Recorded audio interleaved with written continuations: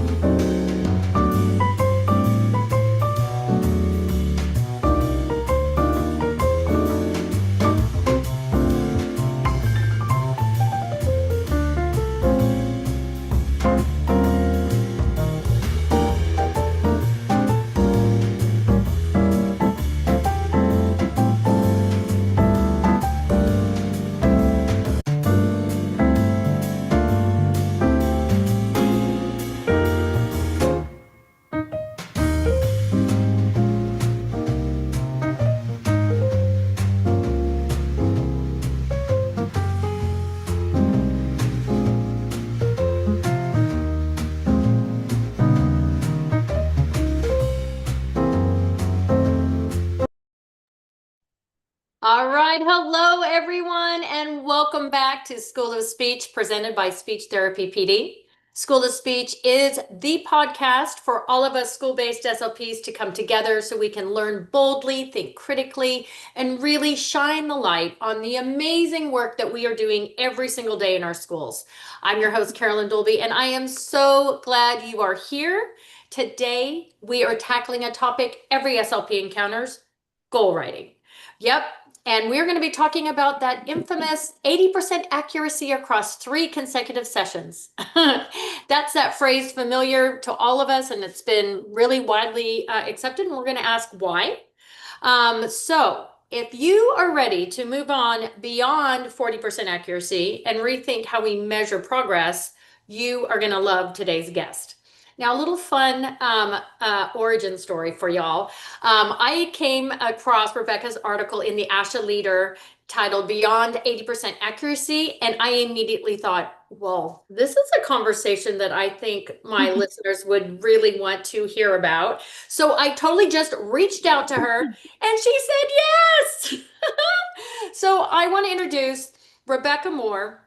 She is amazing, and we are so lucky that we have her today. She has over 16 years of experience supporting children and families. She is currently located in Ohio, where she is specializing in young children with complex communication needs. We'll talk a little bit, I think, about that as well as we start getting into goals.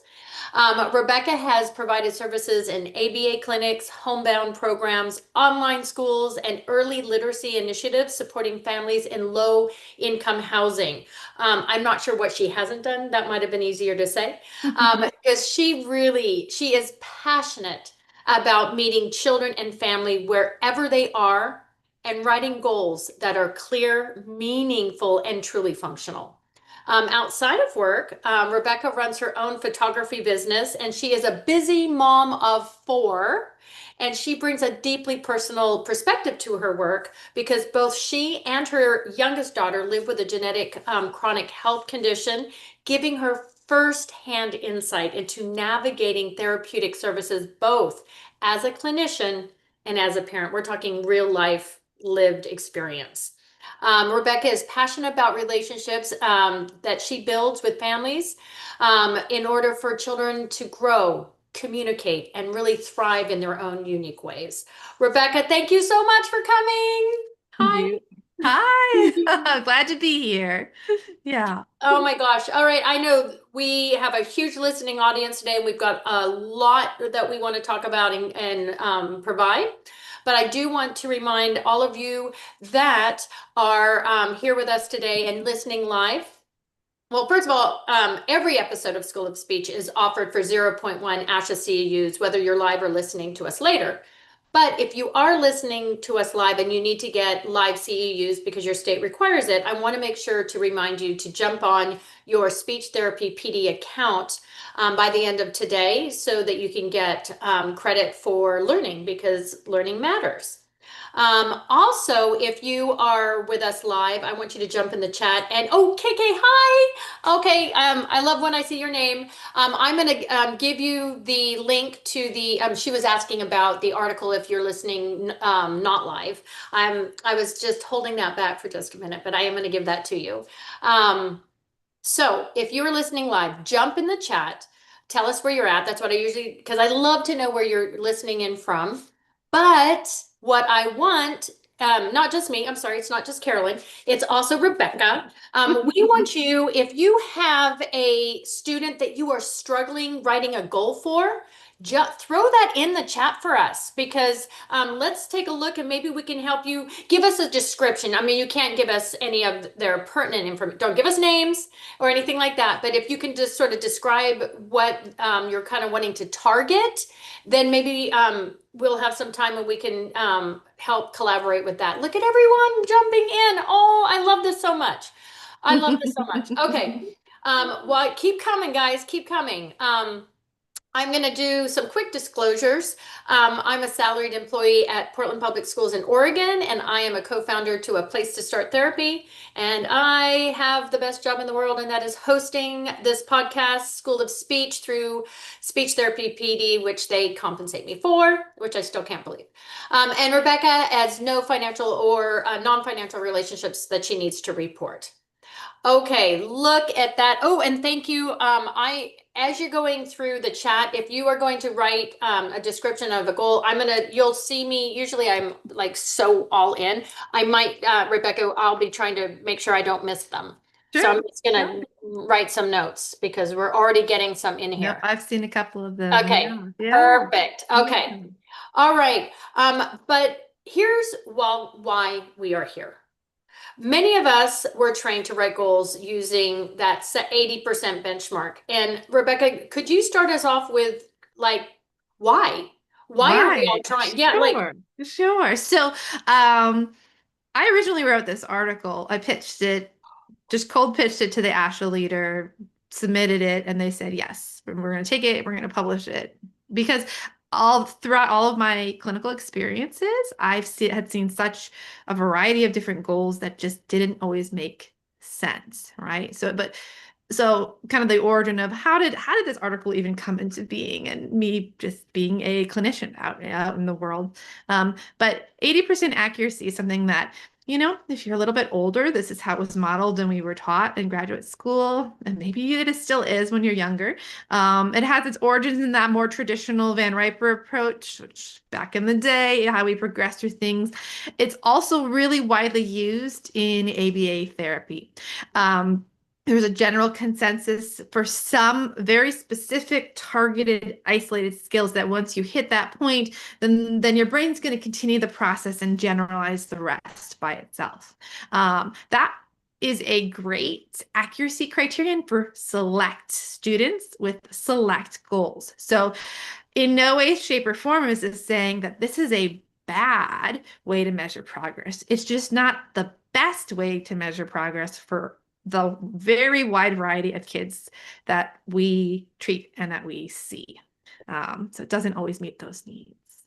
so, which is okay, da da da. Because I want to bring up your article, and this is where Yeah. I just wanted to wet y'all's whistle, you listeners, kind of hook you, because Yeah. I want you to talk about the article. I'm gonna. Oh wait, let me make sure I put it to everyone because sometimes I'm a silly willy and accidentally don't. So this better go to everybody. KK, if let me know if you get it. You are my barometer. Did everyone get that? Because that is the link to the article that this was all born out of, and I can't even believe that I am sitting here with you. I love it. Yay, got it. Thank you, Jennifer. Yay, yay, whoop, whoop. All right. So tell us Yeah. if what are some alternatives, ways to Huge. measure progress? Yeah, right. So, again, you really have to think about that child and where are they at right now, and what type of progress do you hope to achieve in the time frame that you have when you're writing goals, right? And you want your goals to be clear and easily readable and something that other people can understand. So, giving you some alternatives in a second, but I filled in maternity leaves when someone was out. Because I've done contracting work. I've jumped in at this site and at that site. And when I, as a person who's assuming a caseload that is not mine originally, that I didn't write these goals, sometimes those long convoluted goals, I'm reading them and I'm going, what are they actually working on? And then it's going to take me a long time to figure that out. So finding better language that's more specific, that someone else can just step into and understand, is really, really helpful. So some examples of things we can use besides 80%. We can give a total number. And an example of this might be that we're going to increase your vocabulary to 100 words, right? Or will identify and push independently on their AAC device 15 core words by the end of this period. So a number, right? Because we can measure that. We can tally it, right?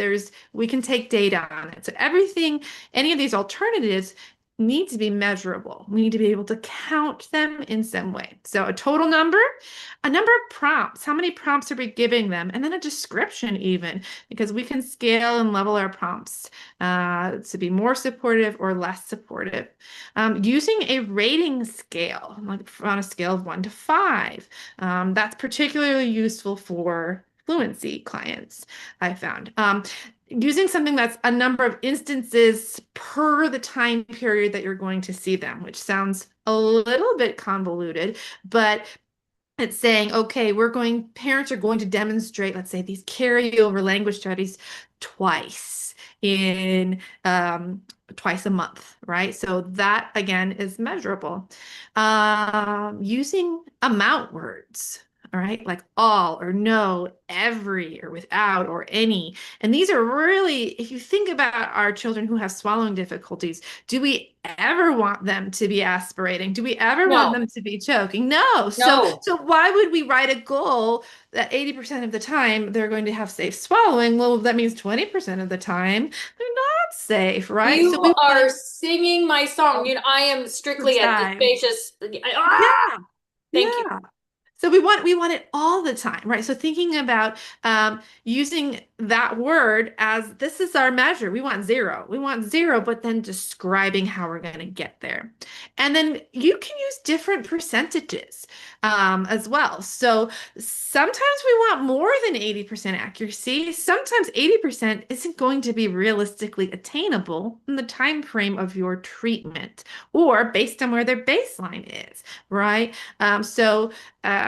We want them to be successful, but we can always use a different percentage. And then considering some sort of ratio, which is very similar in language to instances per time, but like saying, it's like a percentage, but different.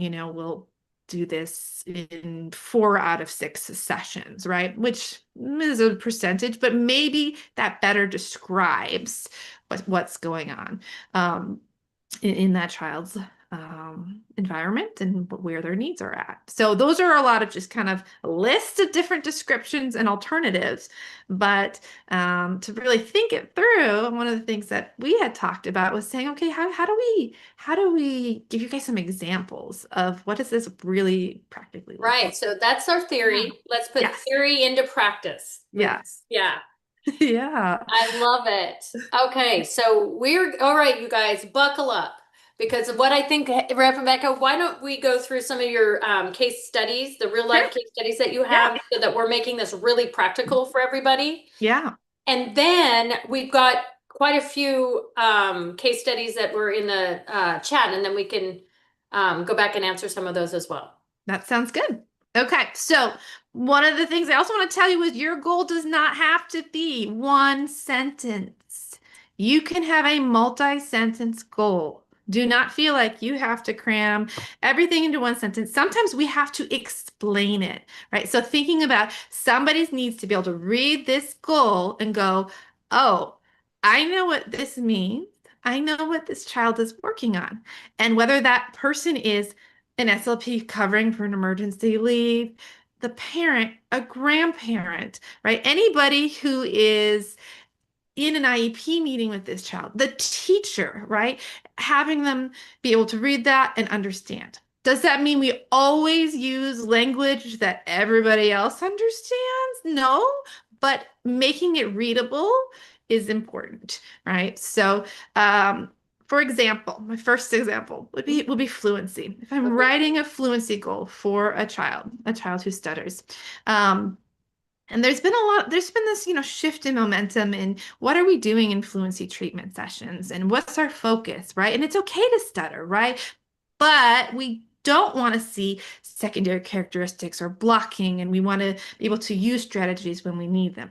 So an example goal might be saying, when I'm just going to make up a made up name because Yeah. Katie will complete a self-rating scale from 1 to 5, where 1 is I had no disfluencies today, and 5 was I was really disfluent and it was really disruptive of my day.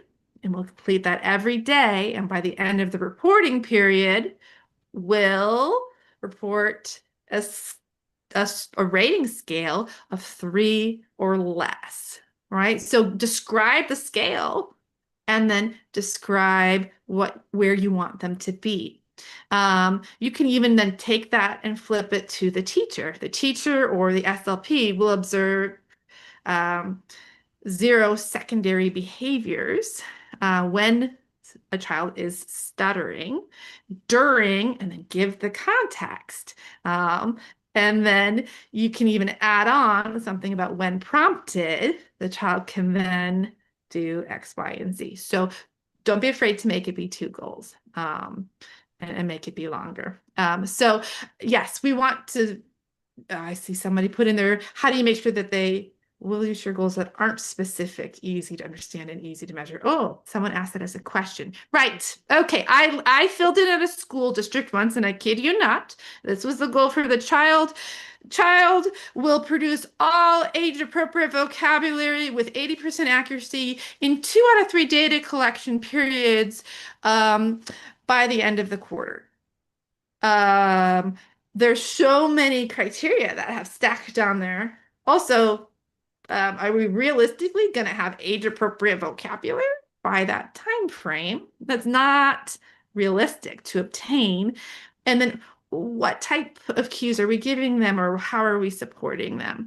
And then where are they at now, right? So something really broad and general, like child will have age-appropriate language. Well, that's a big statement. Where do they need help in their language, and how do we support them? So I saw someone pop that in there as a question, but that there's some bad goals out there, and sometimes we can make them better and more appropriate for a child. Right, because I think it is. Yeah. I think sometimes when we struggle, and if we think, oh, if we just do this broad, student will produce all age appropriate phonemes. Yeah. Yeah. And where are we at? But we also want to give some wiggle room for growth. So if I were to kind of switch gears and talk about one of the things that I specialize in, which is childhood apraxia of speech and children with very, very severe speech sound disorders. And at this point, I'm treating them almost identical because of the emerging research that shows how effective that maximal opposition approach is. So I'm using my dynamic temporal tactile cueing strategies that I use with my profoundly apraxic kids, with my phonology kids, and my phonology kids rapidly grow, and so do my kids with apraxia. But if I were to take a child with apraxia who is very, very severe apraxia, who maybe has 2 consonants and 5 vowels right now, and I were to write them a goal and put 80% accuracy on them, that implies that I'm taking plus minus data, correct, incorrect, correct, incorrect, right? And in reality, then they're always going to get zeros, and that's not going to show the value that we add, the work that we're doing, and the progress that they are making in those targets. So an example goal that I write all the time for this caseload is, we'll say Matthew will produce 10 personally relevant and meaningful words with speech sounds that are currently in his inventory. I'm using inventory, not lexicon, so parents can understand that better. And then I give the time frame, right? And then I'm putting what my support is with faded dynamic temporal tactile cueing. And then I might give an example. So my data from a session might look like target word was, we worked on saying more. Target word was more. Client progressed from slow simultaneous speech with inaccurate mouth positioning to at tempo simultaneous speech with accurate mouth positioning to mouthing cue only to imitative without simultaneous speech. across the session. And so I then documented where was I in this session? Like, what did I do? I documented what I did and where they left off so that when I go to do my next note, and I do work in an outpatient setting, so I know schools don't always, you're not always taking that type of data each session, but it's helpful for me to look at my list of words and went, ooh, last time we ended off that he could get it in imitative speech. Let me start off with less cueing and see where we end up. And this is how we progress, right? So that I am showing what I did and the progress he made. And I'm not taking plus and minus. I am detailing where I was and the type of prompting that I gave him. So I love this. I love this so much because it is really honoring the student and really showing the work they're doing. right.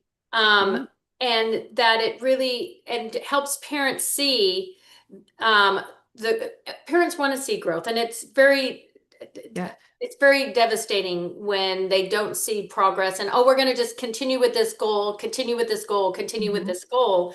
Yeah. But when you are writing it so specific like that with the prompting and being able to show how the prompting was able to be faded and modified, and that's the progress. Oh, Right. I'm just loving it. And Kaylee, thank you for jumping in. Kaylee is a newer SLP. I can and struggling with having some. She's struggling that she's been given very Yeah. vague goals. That is hard. And she said, "Is it appropriate to make suggestions or requests about having some specific?" That word gets me every time. Specificity. I know. You know what? I don't even know how I'm a Yeah. speech path sometimes. I need a speech path. Right? Like, what do you think, Rebecca? How about anybody else out there that maybe if you're working with an with SLP with an SLPA, if you're working with an assistant, would it be appropriate for an SLP looking at the goal that you wrote? It appears vague to them for them to ask for suggestions for specificity. I can't do that. Idiosyncrasy error. I can't do that word. I think if you approach them in a way that says, "Hey, what do you mean by this? What did you mean when you wrote this? What do you want them to actually be doing? Here's what they're doing for me. Here's where they're going to be going next, and the progress we've made so far.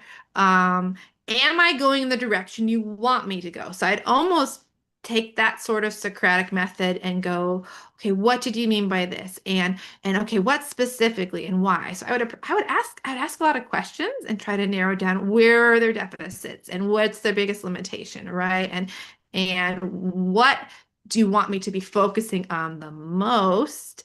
And you can even hint at saying, "Oh, I wonder if this would be if we could modify their goal so that way we could show their progress a little bit better in treatment." All right. Thanks, Rebecca. I love it because I'm assuming and I hope that that SLP, when they presented that vague goal Yeah. to the parents, that they had explained it to the parents, but the problem is it's not explained. And I am loving, we've got our listeners jumping in. The response to Kaylee, there's so much support here at Speech Therapy PD and School of Speech. So thank you for being vulnerable and asking that question. Christy, thank you. She says it's welcome. She's an SLP and she gets inherited goals and she doesn't understand them. Same girl, same. Another thanks, working in schools, and just today in an IEP, they had to ask an educational specialist to be more specific because the goal was so vague for understanding. And I love that. Jennifer, thanks. If it appears vague to an SLP, then imagine how vague it is to caregivers. Exactly. I love this. Yeah. Next one. Yeah. So I think we have an overwhelming yes. Ask for clarity and transparency on that. I'm gonna circumlocute around that word that I can't. Yeah. Yes, I love it. It's always helpful to write. Thank you, Bakul. It's always helpful to write goals with someone else. Oh, if you can, I love this. If you write a goal with somebody else in mind, not just yourself. So if somebody else reads it, they know exactly Yes. what you're Think trying about to. it. Yes, if all of a sudden you had a medical incident and someone had to step in and take over your caseload, okay, where where is this kid at? What do they really need focusing on? What strategies are you actually using? And having that in your documentation is powerful for the person who's filling in. Um, yeah, yeah. Um, do you want me to give you a Oh, couple other examples? yeah, What you guys? I want to, and KK, Yeah. there are, if you download Rebecca's article, there's a lot of sample goals on there. Yeah. So use that as a guide, but yes, Rebecca, let's go on do some other case studies. Sure.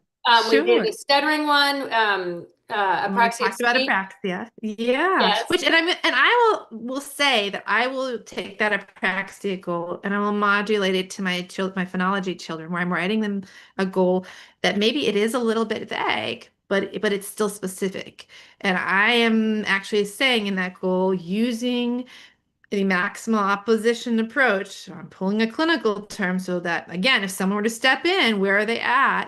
Um, I will pick, two phonemes that this child is not yet stimulable for, and by the end of the reporting period, this child will then be able to produce these words in imitative words and then phrases.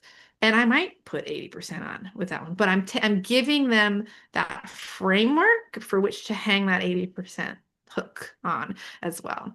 Um, so another goal, we have a lot of children with autism, and our children with autism are unpredictable. They're not going to show up for us every day. They're not going to be there every day. So think about having your goal set the stage for them to be ready to communicate. So and the setting in which that you are treating them and targeting this goal. So if you think about the research that came from Dr. Greenspan and Dr. Solomon from the Play Project and DIR Floor Time, and the foundation for all of this is first we have to be regulated. Like nobody can do anything if we aren't regulated, right? We have to be regulated, and then we have to share attention and we have to be engaged. And only then can we expect a student to be ready to communicate, especially for our higher needs students. So in my goals and in my caseload in the outpatient setting, I see late talking toddlers through about age 6. That's kind of my sweet spot. I have worked up into the higher grades, but from my example point, I'm going to kind of give you more of a preschool oriented goal, but it still applies. I've written the same goal for a 6-year-old and for a 13-year-old because I want to be able to say where we are within that goal so I can provide documentation. So for example, autism, I might say my goal when engaged in a joint action routine and in a regulated state, the child will use a word to request continuation of the desired activity 10 times in a session. And then you can add 4, 2 or 3 plus sessions because we don't want to just do it once, right? So um, setting that stage and giving more details of where they're at. Because let's say I wrote this goal that, okay, um, Katie's going to use words to communicate and make functional requests, but then, Katie comes in every day and is having a really tough time. I can say, okay, this is where we're at in the goal. We're not regulated, we're not sharing attention yet. And so we're working on those foundational skills and they're kind of embedded within that goal. And we can explain that to parents, and then we can also document that in our progress notes because it is kind of baked into our goal and making that more explicit. I love that because no, I think it's really important, not just with our children with autism, but other children that may be on our caseload that have some that dysregulation. And Yeah. that's not when you're dysregulated, that's not when you are regulated, the language can definitely be there. But when you're dysregulated, and we need to be working on when they are regulated if it's not there. Right. Did I And get that sense? yeah, because Yeah. sometimes there's things we can do to better our treatment. We can collaborate more, we can pick a different setting. And then there's things that are outside of our control, that there's something internal going on with this student, with this child, and we are not able to progress past that. So we can then take within that same goal that we've written, we can scale that back to saying that the child stayed regulated Hmm. and engaged for 20 minutes of our 30-minute session today, right? So we've moved up this far up that little ladder, but we didn't hit that point where we were able to access language yet, which is the ultimate goal of those type of interactions that we would have. Um, Nice. so another one that I can think of would be some executive function tasks. And Yes. this is a really good time to use other words, right? So let's say you have a child who is disorganized and comes in and has attention issues and can't follow the basic classroom routine of hang up your coat, put on your backpack, sit down at your desk and pull out your morning work, right? So writing a goal that this is where I would use some of those words like independently and without any, right? So like one of the examples that I have, and actually I think this is one of them I wrote in my article, give or take, would be that, okay, the child will come into the classroom, complete the 3 morning steps independently when given a written checklist on their desk without any adult cues by the end of the second quarter or by the end of this IEP period, right? So we're giving wiggle room for he needs this many cues to do this task, but we're also saying how are we scaffolding it so that somebody else can step in and fill in. Yeah, I just want to jump in because Christy, that Yeah. goes right along with what Christy jumped in and said that she does explanation on her cues too. For example, she said like she might say maximum of 3 or more verbal or visual prompts, Mhm. or that would be maximum or minimal is 1 verbal prompt, for example. So Which is a great example of why write it with more than one sentence, right? So that you yes. write it out and then you explain your prompting. You explain your rating scale, right? You don't have to write just one sentence goals. You can write more than one sentence goals. So yeah, yeah. Another example would be, ooh, I love working on this one, and it's one of them that's sort of indirect and embedded, but short-term memory in Ooh, pediatric, okay. right? So it kind of tags into executive function and language, but in a different way. So in examples, I had a first grader who came and saw me in the outpatient clinic, and we were trying to work on expanding his vocabulary. We were trying to work on language tests, and we were not progressing. And I was like, "What? We need to do some work on his working memory, his short-term memory." So I added a goal for him that he would recall a list of 3 task demands and I gave the type of supports with a visual, tactile, and verbal support, right? Visual, tactile, and verbal support. And that he will call all of the words on that 3-word list, right? And then we eventually faded it down. So, for example, he would come in and I would have toy food out on the floor or something. He said, okay, we're going to go to the grocery store. All right, I want you to get an apple, a banana, and some bread. And then I'd say, okay, say it back for me, which was one of the strategies I said. And then I would have him hit my hand and give me a high five. And I would have him cross midline when he was doing this, because if we know anything from our OT friends, how important recruiting that other half of your brain is. So adding another very, very tactile cue to him recalling it and him saying it and then watching it. And then I would write it down on the board as well behind him, right? Okay, first we're gonna look at it and then we're gonna do it and then you're gonna repeat it after me. Okay, we need an apple, we need banana, we need bread. Okay, let's do it again. Apple, banana, bread. Okay, do you see our list right there? Okay, great. Now we're going to turn around and go find those things. And just by working on that component, this child then progressed in his other language goals because we were trying to expand what he could actually hold in his working memory.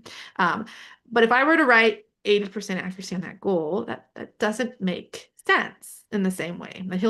Yes, I could say he'll recall a list of 3 things with 80% accuracy for 2+ sessions, but how am I going to help him recall them, right? So I'm going to say he's going to recall all of the items on the list, and then wherever I want to end up is where I want to write the goal. And then I maybe want to embed the type of prompts I'm going to give him along the way. I love it. I know, can we also do one for vocabulary? Because I know, or did I? Yeah. Oh, good. I was like, I hope I didn't Nope. miss it. Yeah. No, I just kind of hopped around a smidge on my Okay, notes here. okay. Uh, Mm. yes, vocabulary is tricky. So, we're never going to know all of the vocabulary in the English language. That's unrealistic and Right. unattainable. Nobody's going to be able to know all age-appropriate vocabulary. I mean, we all have deficits. Um, like in the context that I am in, if I have a late talking toddler, who is an emerging communicator, or a new 3-year-old who's an emerging communicator, and I do a vocabulary checklist, and I find that they only have 25 words in their vocabulary that they use, they are very ready to learn, I will write them a goal that by the end of the, in my case, outpatient clinic, I'd say within 6 months, child will increase their vocabulary to 100 words as reported by clinician and or parent slash caregiver. So I literally will have a box with 100 little boxes in it, and I will write down the words or have a Google sheet with it that they are saying independently, and I am tracking their vocabulary up until we hit this point of that 100 words.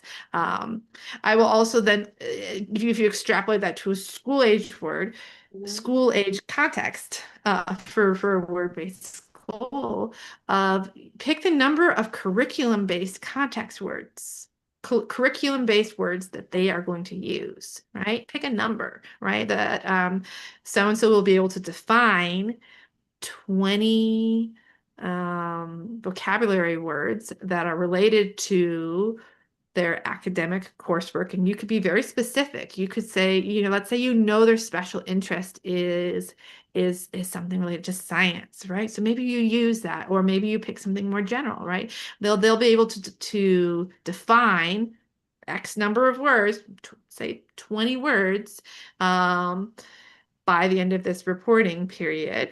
And then you can even give an example, put maybe a second sentence of what does he mean by define, right? Being saying, we'll use it, for example, we'll use it in a sentence. We'll tell us what the opposite is. We'll be able to write a full definition. We'll be able to draw a picture, right? So you could give that level of detail if you needed to in your goal. So picking a number, and then the idea being that we can't teach everything. So let's teach the strategies that help the child learn, and then kind of teach their brain how do they learn? How do they learn new words? How do we support them in the classroom environment that they're in?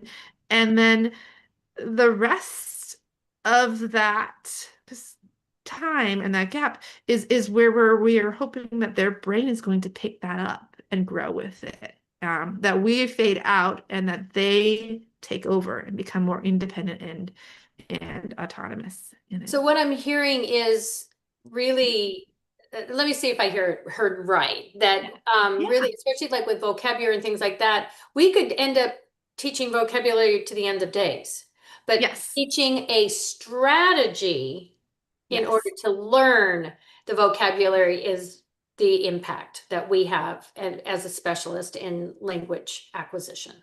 Yeah, teaching a strategy.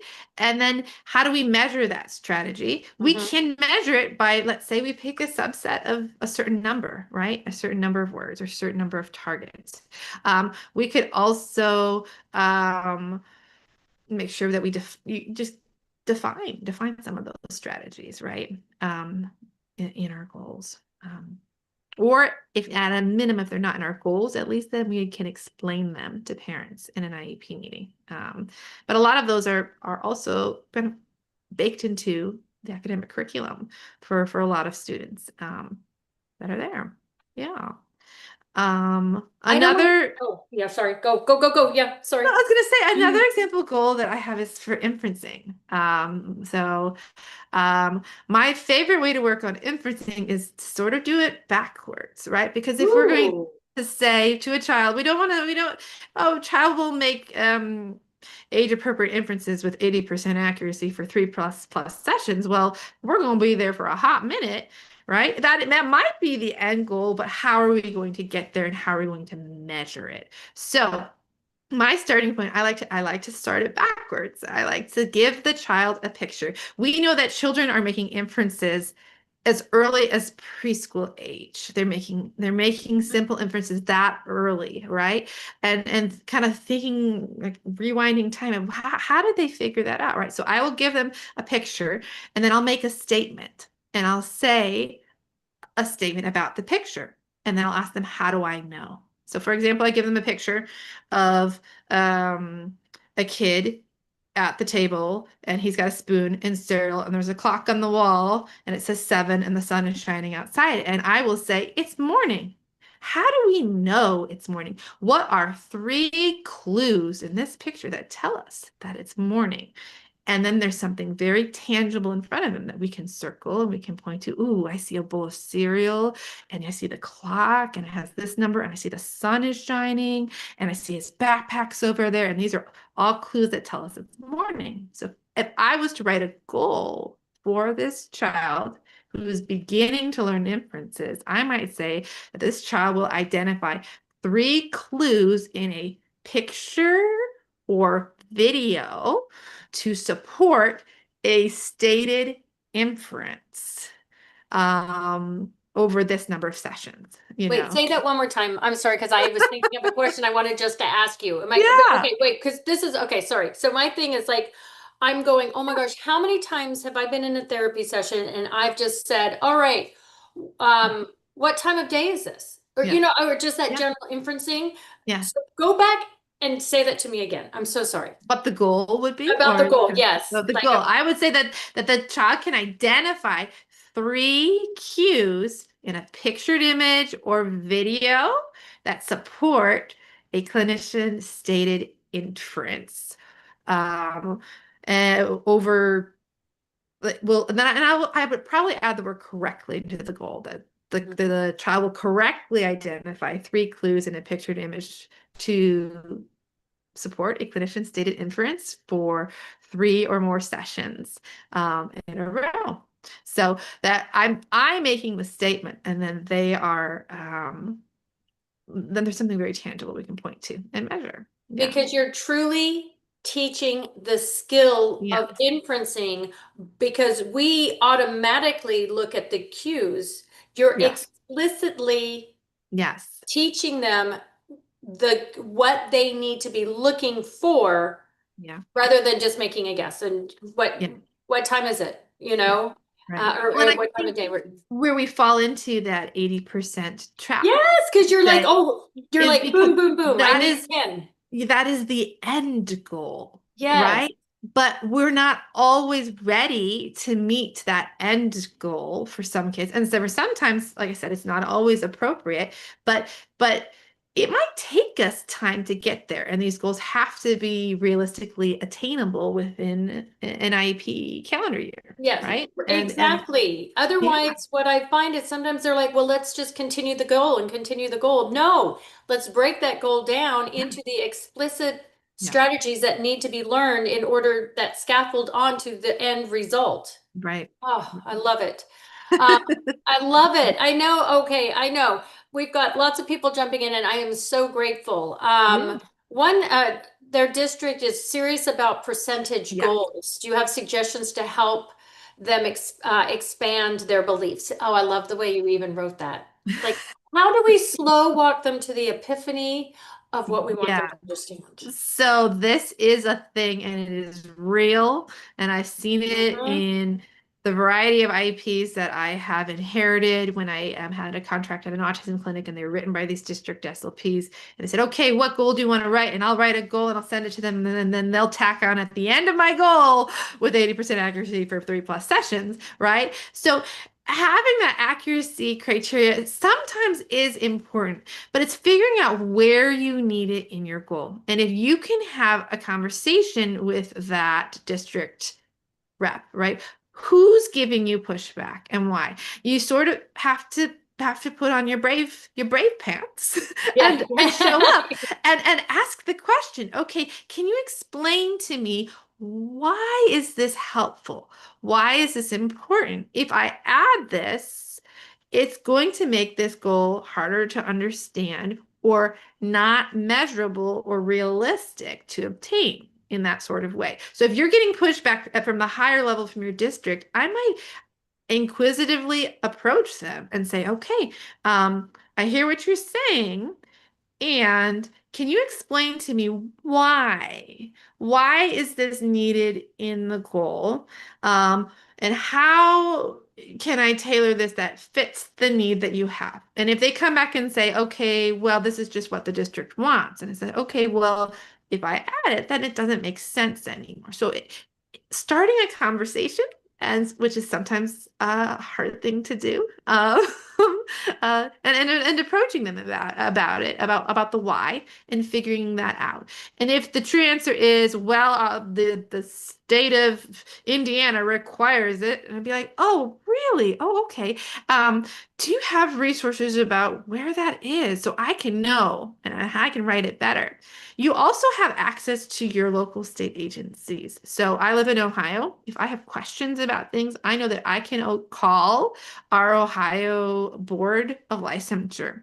And in the state of Ohio, our Board of Licensure, the person who answers the phone is a dual SLP and an attorney. And he has this very unique qualification. So if I have questions, I might call him about it and say, hey, I've been being told this. This is the feedback I'm getting. And I will get an answer back. So don't be afraid to reach out to your state agencies and ask some questions. Okay, I'm hearing that this is a requirement. Where is it a requirement in the law? Can I see what that might be? And if it's not, then you can take that support of saying, hey, I talked to the head SLP in the state of Ohio or the state That of wherever. seal, maybe the seal. Yeah. Yeah, and then my licensure board and or the Department of Education, and in fact, they told me that this isn't needed, right? So which takes a little bit of gumption to do. Okay, this kind of Yeah, two thoughts. The first one was to stay with this, like if we have yeah, to X percentage.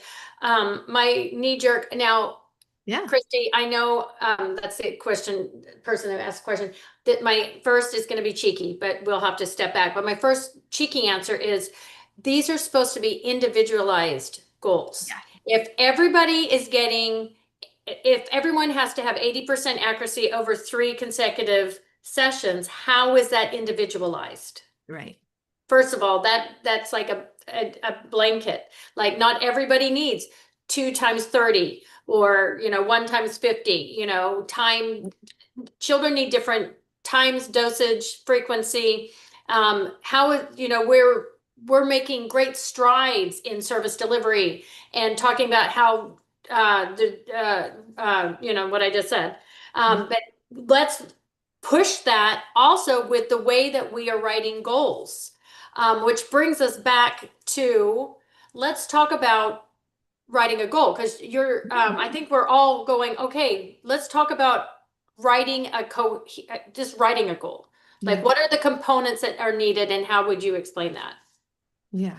So, I mean, I think uh, I don't want to make assumptions, but I assume that a lot of people have heard about SMART goals, that things have to be Yes. specific, measurable, Yes. attainable, realistic, and time bound. And that realistic piece ties into that measurable piece. Is this realistic? Right? So even in writing that goal, like, is it realistic for them to do it 80% of the time? No, it's not going to be realistic, right? So even within that framework of having a well-written goal, there is some give and take, some like checks and balances in there. It's not realistic to be 80% of the time for them to do this skill because that's not where they're at, Because right? their baseline, what if they're right? If their baseline is at Right. 20%, it is not realistic in that time frame, That depending we're going to be here, right? that we're going to And get if to 80. right. And so if we can write a goal that's lower. But one of my favorite phrases that I heard from some other presenter was, we create the maze. We create the maze in therapy that these children go through, and we want them to be successful. So if they are less than 80% accuracy in what they're doing, then the maze that we have created for them is too hard. It's too hard. I'm picking it up now. I see where you're going with it. Yeah. So if you have a child who can only do the skill a certain percentage of the time, um, and we really have to, let's say we get pushback from our district and say, well, I need you to throw this criterion on, then you need to explain to the hilt how, like, at what level are they going to be able to do that with 80% accuracy, right? So you can go all the way down there, but you're going to be writing a monster goal, right? As opposed to something that's using this alternate language. So while it'd be great, and if it was more widely accepted to steer away from that as the accuracy criterion, if that's kind of another alternative, instead of saying, if they said nope, we need to have this in here, be like, okay, great. So I'm going to write that. I'm going to write a goal that really breaks it down to the lowest possible level where this child is going to achieve success, and I'm going to explain all of my prompts and cues and how I'm going to get them there, because we create the maze that child goes through, and we want to be able to show growth, and that we are having that they are growing, and we're having a positive impact in what we're doing. And I So, think it's important when you're talking to parents that because we hear words like we want it to be robust. We want rigor. I mean, yes, we are all for that too. That and so I could see a pushback on, well, this goal isn't rigorous enough. yeah, But what we're saying is, so we need to be able to have the words that state yeah, what our goal is, and that our end goal is to get them, once we get 80% with all of these supports, then we are going to adjust the goal. That doesn't mean that's the end goal. I think that's where some parents might go, well, if they master that goal, right. they're still not where we want them to be. Right. Right. That doesn't mean that we're done. No, there's more. There's a lot more that we can do. A lot more. There is a lot more that we can do, right? And um, so yeah, there's so many different things that we work on and that we specialize in, and so there's just a wide variety of things that go beyond that. If I have an Artic kid who has residual R errors, I'm going to write them a goal for 80% accuracy. Mhm. But I also might, once we get up to that conversation level, if they're using this in conversation 65, 70% of the time and can easily be self-cued, I might actually back out sooner. I might back out sooner than that 80%. I might pull back in what I'm doing because I'm going to trust that their brain is going to continue that process, and I'm going to fade myself out. I'm going to fade myself out and put them in and monitor them. So it can also go the other direction for some of our kids, right? Where we're uh, getting them to the highest level of success, where we're in conversational speech carryover for, let's say all they have left is the sound, and they're doing it 65% of the time. Clinically, in my setting, I will often then put that kid on hold, on pause, on a monitoring plan for 6 weeks, and see what do they do on their own, and do they finish that process without my support, because they're more than half the time doing that. Can their brain figure it out? And then if they can't, then we come back in and jump in too. So We um, don't have quite that luxury in the I schools to be able to know, put on I hold, but I know. hear what you're Yeah, saying, and yeah, I love it, but yeah, that yeah. unfortunately we don't have Have we the don't have luxury that. to kind of pop out, but there might be more indirect ways you could go where you're moving No, to I something. absolutely. And I know Yeah. that in your article, I hope everybody grabs the article. I know that you give some resources and you talking about oh, where did children, okay. Children who achieve 70% accuracy on articulation targets maintain or improve after therapy. So right there, there was, some data that it doesn't have to be 80, Yes, it right? doesn't Yeah. have to be 80. Yeah, nope. Some things we wanted more. I mean, some things we wanted 100% of the time, which is where we use all, so Right. yeah, Yeah. there's Right. a lot of different ones. I know we Yeah, have some I know we're getting close, but I wanted to go back and see if we can at least take one of the goals that yeah, were so I'm sorry that we can't do all of them, but this of course just yeah. makes me think you're just gonna have to come back. And then maybe what we'll do is we'll do a session where we have people send in goals prior. I don't know. My brain Yeah. is going crazy of Oh, all of so them. I was reading through the checklist. Someone had asked about a non-speaking Oh, 5 year yes, with yes. multimodal communication and AAC. Right now, he's not reaching for it with modeling without expectation and motor coaching, not able to voluntarily verbalize. What type of goal? Here, while you're thinking of that, let me Yeah, reread it for those that are just going to yeah, be listening. Okay, the one that we're going to get to today is the student is non-speaking, 5 years old, working on multimodal communication utilizing AAC. Right now, not reaching for it, so the student isn't initiating contact with the AAC without modeling, is not reaching for it with modeling without the expectation and motor coaching, and is not able to produce voluntary vocalizations yet. Okay, boom, chakalaka. Are you ready? So you're Yeah, gonna we're write a goal ready. for yourself. You're gonna Oh, write a goal for yourself. what? Yes, it's yourself or your support staff, and you're going to do the that direct language stimulation model where you're saying, okay, staff, clinicians, and staff will model communicative language on the child's device 20 times a day or this many times during lunch. Um, by the end of the quarter or the reporting period, right? So if you want to learn a foreign language and nobody else is speaking it, you're not going to learn that foreign language. So the community around this child needs to start using the device and modeling it for them. So I would write one, that would be one of my goals, would be for the staff, the support staff. You're going to model language certain number of times per day or per week, and have them take data on it, like this many times, because we want that child to see, we want someone else to be speaking the device language to them, right? If you dropped in a foreign country and nobody else was speaking the language to you, and nobody else talked to you, you're not going to learn that. But then if you go into town and everybody's talking, you're being like, oh, okay, you're going to pick it up from around you. So that would be one goal I would write for them.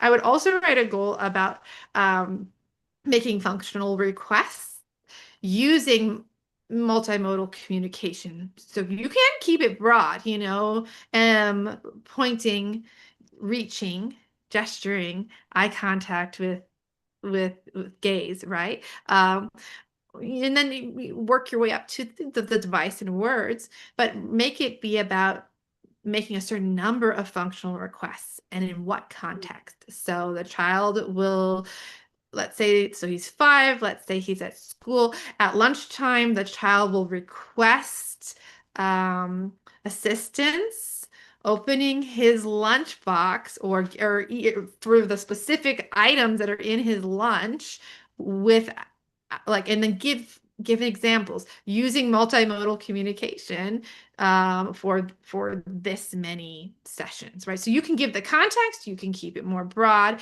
but I would write it as a number of times that they are using multimodal communication, and have that number be time linked or setting linked. So the time being in a 20-minute session, or at lunch, right? Because it's not realistic for them. Like if you were to measure that across the whole day, that's just way too much data, and we don't have time for that. Or in a 30-minute group speech session, right? Or in speech session, the child will request through whatever way they have. You might have to go all the way down to adding in that language about regulation and attention and shared engagement if they're really truly not there yet, right? So if, depending on the level that this child is at, I would either write that goal for multimodal communication if I know they have a really firm foundation of regulation, shared attention, and that reciprocity. If they don't have those foundational skills, then I'm going to write the goal for the foundational skills they need first. I would write a goal that within a 20-minute speech session, the child will or I would even say when the child is regulated, or with clinician support for regulation, the child will engage in a joint action routine for 3 back and forth turns for 3+ sessions, right? So we're building that foundation first to get them there. But I would still write a goal for that language stimulation technique using the AAC device for the community around them. So. Wow. Hopefully Wow. that I love answers your it. question. There is a good example. I know I Yeah. sort of was explaining my thought process out loud. If I were to sit down and type it out, it would look more professional. No, you listen, you're amazing. You're going off the fly and I love Yeah, it. yeah. I guess I mean I can't believe I don't want it to be done. I don't want you to go. I know everybody else is like, we need Well, more thank Rebecca. you. And so y'all listeners, I don't you worry. I will be seeing what I can do and get Rebecca all sorts of really I've got ideas going through. So as we wrap up, let's just kind of, what are we doing? We're moving away from the automatic 80% accuracy over 3 consecutive sessions, right? Yeah. We've got to do it. Oh, we've got everybody jumping in. Thank you, thank you, thank you. I love it. Um, Rebecca, it's been, I mean, amazing. You are just a wealth of Well, knowledge. thank you. Wait. Okay, hold up, you guys. I've got one more thing that came to mind as I'm listening. I think many SLPs can be wary about writing goals like this because they aren't lofty as 80% accuracy goals sound. You're right. Meaning, I think what we're saying is when we start writing our goals with specificity, I super tried. That those goals are going to be accepted because they are truly student specific, targeting exactly what we want the student to do. And where they are right now, and in a Yes, way that parents can show up in an IEP meeting and not roll their eyes when they walk out and be like, well, it was the same as it always was. right, Because they've been right. in that loop for so many years. Look what they're doing now and look at how much less support that they need, right? And And so, then celebrating that yeah, growth and saying, okay, and this is yes. where we're going, and letting the parents know that we're not ending here, but we're celebrating that we got here because we are moving, we're going to keep going. But Yeah. celebrating those wins is so important. Mhm. I get okay. As everybody is saying, yes, this has been practical. This has been refreshing. Please do more of this. Absolutely will, because I'm loving this so much. Right? Okay, so I just a reminder just of what I heard Rebecca say that goals are not just documentation, right? It is the roadmap. No, you said the maze of learning, Yeah. right? We are creating the maze. And that we need to remember that we are going to write our goals clearly and thoughtfully, and not just for us, but anybody could look Right. at that goal and know exactly where the child is at and where we want them to be. Exactly. All right, I can't believe we have to say goodbye. I want to thank all the listeners today. We had a huge crowd. I'm so excited. Thank you for tuning in to School of Speech, presented by Speech Therapy PD. I loved this episode, and I think everyone listening has loved it. So if you've loved this episode, please be sure to give us a review. Let us know. Share it with your colleagues so we can keep this conversation going because we really do learn from each other. So until next time, everyone, keep learning, questioning. Thank you so much. Thanks for listening. Oh, and don't forget, if you need your live CEUs and you're listening, get on your speech therapy account and make sure that you get your credit for today. Thank you so much. All right, guys. Right. Bye. Thank you.